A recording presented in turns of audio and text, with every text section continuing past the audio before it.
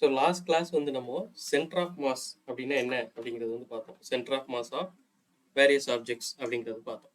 இந்த கிளாஸ்ல வந்து நம்ம என்ன பார்க்க போறோம் அப்படின்னா centre of mass of objects with cavity அப்படின்னு வந்து பார்க்க போறோம். வித் கேவிட்டி அதாவது என்ன அப்படின்னு கேட்டிங்கன்னா, இப்போ சப்போஸ் நம்மகிட்ட ஒரு மாஸ் இருக்கு.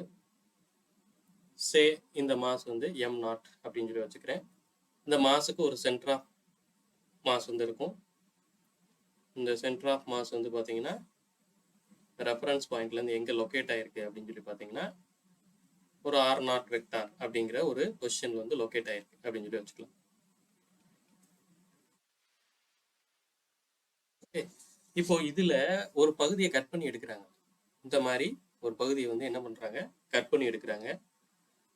இந்த மாஸ் வந்து என்ன அப்படின்னு கேட்டிங்கன்னா எம் அப்படின்னு சொல்லி வச்சுக்கலாம். இப்போ இந்த மாஸுக்கு ஒரு பொசிஷன் வெக்டார் இருக்கும், சென்டர் ஆஃப் மாஸ் இருக்கும். சென்டர் ஆஃப் மாஸோட பொசிஷன் வெக்டார் வந்து பார்த்தீங்கன்னா இங்க இருந்து இது வரைக்கும் சே அதை வந்து நம்ம ஆர் அப்படின்னு சொல்லி வச்சுக்கலாம். சரியா? இப்போ இந்த கேவிட்டியோட இருக்கிறதுக்கு சென்டர் ஆஃப் மாஸ் வந்து என்ன வரும் அப்படின்னு சொல்லி கேட்பாங்க. ஸோ அதை எப்படி கண்டுபிடிக்கிறது அப்படின்னா, அந்த center of mass R dash is equal to M naught R naught vector minus M R vector divided by M naught minus M. அதாவது இந்த எம் நாட்டுங்கிறது ஹோல் மாசு, ஆர் நாட்டுங்கிறது வந்து அந்த ஹோல் மாஸோடைய சென்டர் ஆஃப் மாசு, இந்த எம்ங்கிறது வந்து கட் பண்ணி எடுத்ததுக்கான மாசு, அதுக்கான center of mass R vector divided by அந்த ரெண்டு மாசையும் நம்ம வந்து மைனஸ் பண்ணிட்டோம். ஸோ இப்படி தான் வந்து center of mass of objects with cavity வந்து கண்டுபிடிப்பாங்க. ஓகே, இதுல இது எழுதிடலாம். எம் நாட் அப்படிங்கிறது வந்து என்ன அப்படின்னு சொல்லி கேட்டீங்கன்னா mass of complete object,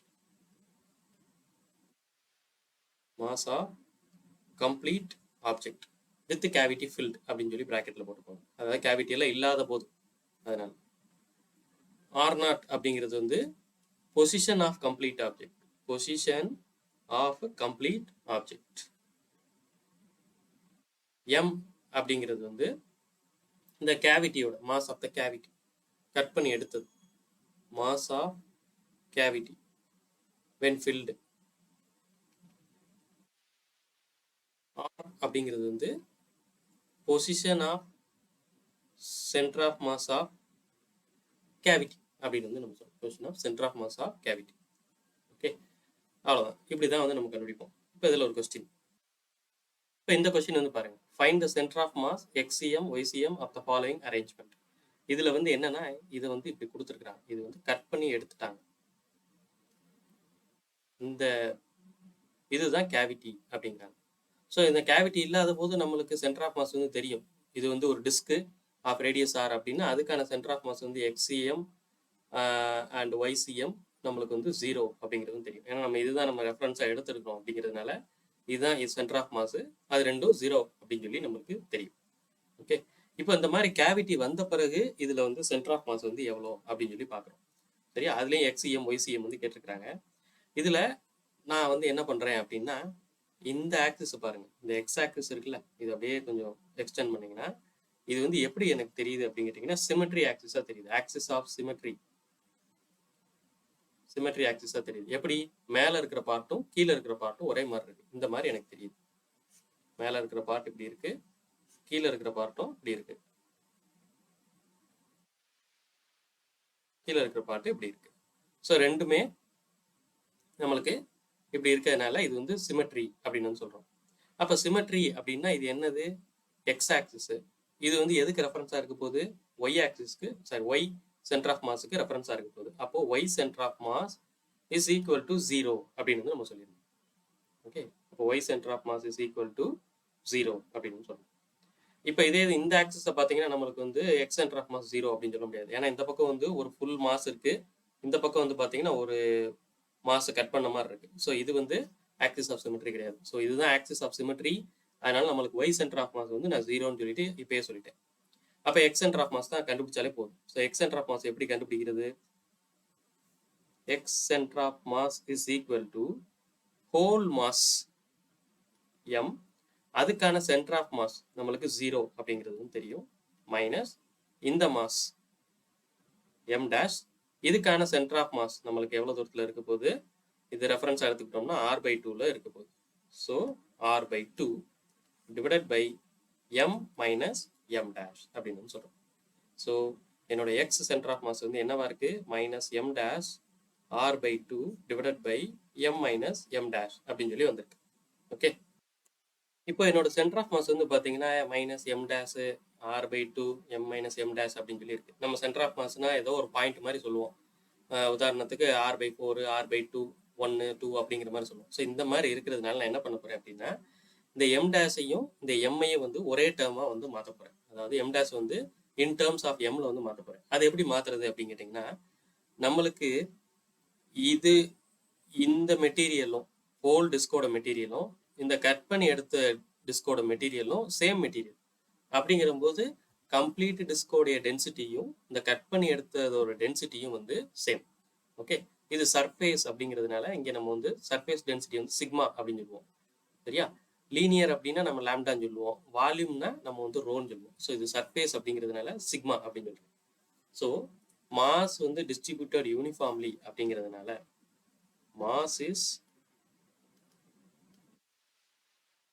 distributed uniformly அப்படிங்கிறதுனால நான் வந்து என்னோட டென்சிட்டி வந்து கான்ஸ்டன்ட் அப்படின்னு வந்து சொல்றேன்.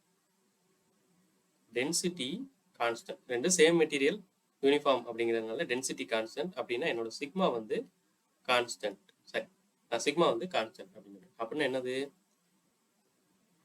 சிக்மா ஃபார் கம்ப்ளீட் டிஸ்க், முதல்ல இருந்த கம்ப்ளீட் டிஸ்கோடைய density is equal to cut பண்ண டிஸ்க், அதுக்கான டென்சிட்டியும் வந்து ஈக்குவல், சர்ஃபேஸ் டென்சிட்டி சிக்மா வந்து சர்ஃபேஸ் டென்சிட்டி ஈக்குவல் அப்படின்னு சொல்றோம். ஓகே, இது ஸ்பியர்னா நம்ம ரோன் போட்டுக்குவோம், இது டிஸ்க்குங்கிறதுனால நம்ம சிக்மான் போடுறோம். அப்போ இதுக்கான டென்சிட்டி அப்படிங்கிறது வந்து என்னது,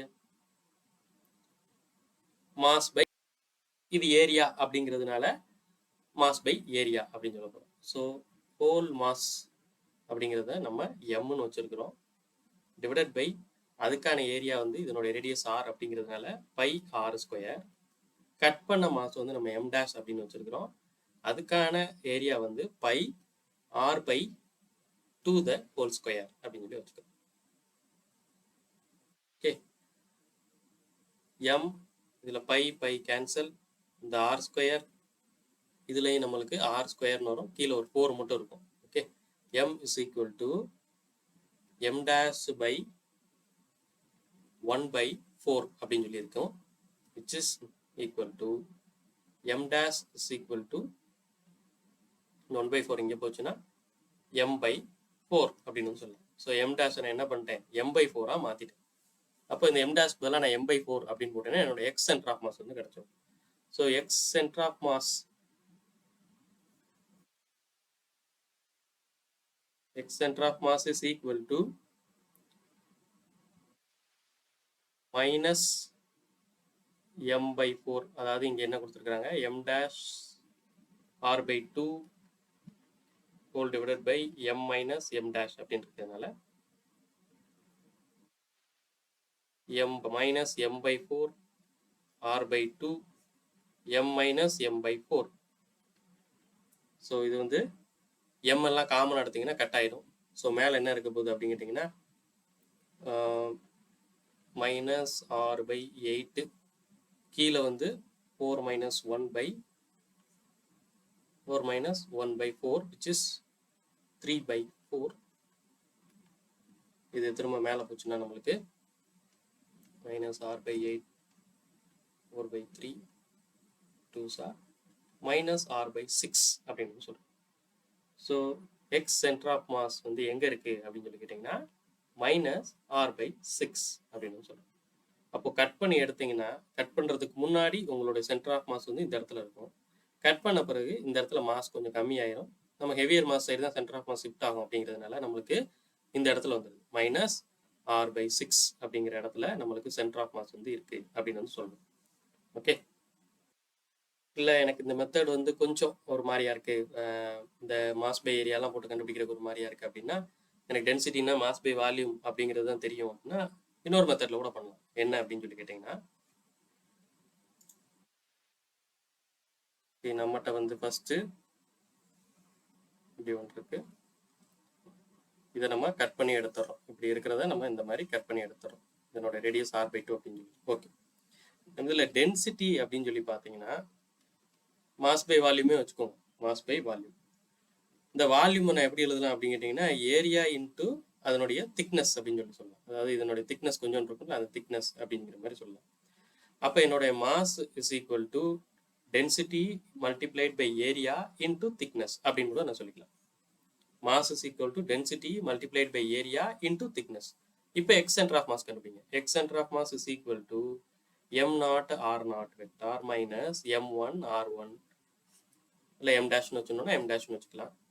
m0 மைனஸ் m1 அப்படின்னு சொல்லிட்டு இப்போ இதில் மாஸுக்கு பதிலாக நம்ம என்ன எழுத போகிறோம்? டென்சிட்டி திக்னஸும் சேமு, டென்சிட்டியும் சேமு, திக்னஸும் சேமு, ஏரியா மட்டும்தான் மாறப்போகுது. ஸோ டென்சிட்டி இன்டூ திக்னஸ், ஏரியாவுக்கு பதிலாக மட்டும் a0 r0 வெக்டார் மைனஸ் இதில் டென்சிட்டி சேம், திக்னஸ் சேம், ஏரியாவுக்கு பதிலாக a1 r1 vector divided by கீழே வந்து அதே மாதிரி தான் density into thickness a0 minus density into thickness a1 அப்படின்னு சொல்லி எழுதணும்.